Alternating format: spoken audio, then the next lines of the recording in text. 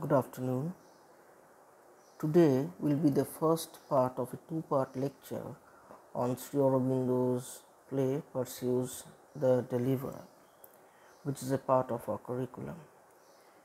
Perseus the Deliverer was a play which was perhaps written at an early period of Sri Aurobindo's literary career. It's a play in 5 acts, and the legend of Perseus in Greek mythology is made just the nucleus around which have grown scenes of a romantic story of human temperament and life impulses which Sri Aurobindo chose to model on Elizabethan drama.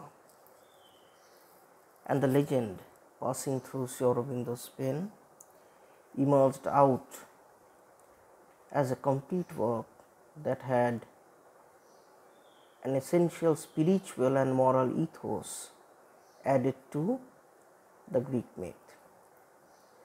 Now, before we actually go into a discussion on the play, we need to understand the background of this particular legend which Sri Aurobindo dwells upon in constructing this play. According to a legend that we have, Perseus, the Argive king, warned by an oracle that his daughter's son would be the agent of his death, hoped to escape his doom by shutting her up in a brazen tower. But Zeus, the king of the gods, descended into her prison in a shower of gold, as the legend says, and Danae bore to him a son named Perseus. Danae and her child were then exposed in a boat without sail or oar on the sea, but here too fate and the gods intervened, and guided by divine protection, the boat bore her safely to the island of Seriphos. There Danae was received and honored by the king. When Perseus had grown to manhood, the king, wishing to marry Danae, decided to send him to his death, and to that extent ordered him to slay the Gorgon Medusa in the wide, unknown and snowy north, and bring to him her head, the sight of which turned men to stone.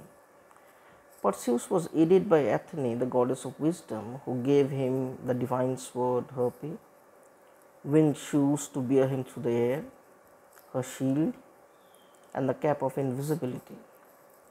Thus he got success in his quest after many adventures, and on his way back he came to Syria, the setting of Perseus the Deliverer, and the play begins there. At first we see that there is a prologue in which there is a heated argument between the sea god Poseidon, who apparently is portrayed by Sri Aurobindo as someone who is heartless and cruel, and Athene, the goddess of wisdom. And at the end of the prologue, we see that there is going to be a definite duel, in a sense, on a human platform between Athene and Poseidon. As the play begins, the whole of Syria is filled with terror created by Polygeon, the priest of the cruel god Poseidon. And what was this terror about? The Syrian king Cepheus and the queen Cassiopeia have a beautiful daughter named Andromeda and a son Iolaus. Polygeon, with his evil design, is waiting for a chance to create chaos in Syria in the name of Poseidon, and if possible become its ruler. Meanwhile, Phineus, king of Tyre, wants to marry Andromeda and thereby try to usurp the Syrian throne. So the play begins at some level of complexity, which Sri Aurobindo takes further. We are shown then that Tyrannus and Smerdus, the two merchants of Babylonia, are saved from a shipwreck on the coast of Syria by Perseus, who arrives there. The prince Iolaus happens to meet Perseus and they become friends. Meanwhile, the two merchants are bound by Polygeon's men at his behest and taken to the temple of Poseidon as sacrifice at the altar. The news reaches the ear of the compassionate Andromeda. She is disturbed. She secretly goes to the place and releases the merchants. Enraged at this gesture of Andromeda, Polydion goes to the king's court and demands justice. Further, he creates confusion and terror throughout Syria in the name of the angry god Poseidon. Many women, children, and men are killed. Exploiting the situation, he wins over the people to his side and starts executing his plans. Supported by the Syrian mob, he arrests Andromeda to be finally tied to the rocks near the seashore so that the monsters eat her body. He also plans to put an end to the lives of the king and the queen after Andromeda's death. Perseus hears this.